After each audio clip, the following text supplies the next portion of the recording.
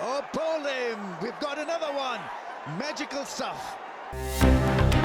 Bangladesh premier league BPL চলতি আসরে দাপট বজায় রেখেছে রাজশাহী ওয়ারিয়র্স। মিরপুর শেরে বাংলা জাতীয় ক্রিকেট স্টেডিয়ামে অনুষ্ঠিত ম্যাচে ঢাকা ক্যাপিটালসকে 7 উইকেটের বিশাল ব্যবধানে পরাজিত করেছে তারা। বোলিংয়ে রিপন মণ্ডলের ঐতিহাসিক হ্যাটট্রিক আর ব্যাটিংয়ে তানজিদ হাসান তামিমের তাণ্ডবে ম্যাচটি পুরোপুরি একপেশে হয়ে যায়।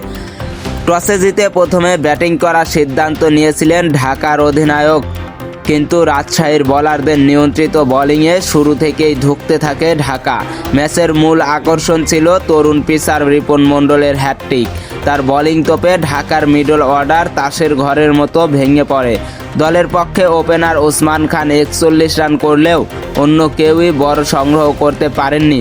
শেষ পর্যন্ত 20 ওভারে 131 রানেই থমকে যায় ঢাকার ইনিংস।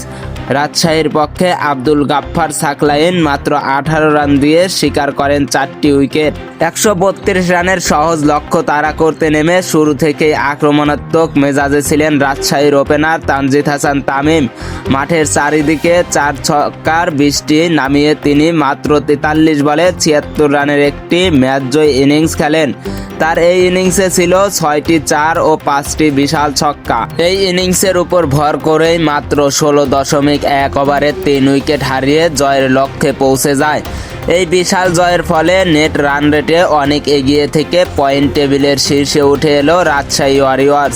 অন্যদিকে টানা দ্বিতীয় হারে কিছুটা ব্যাকফুটে চলে গেল ঢাকা ক্যাপিটালস।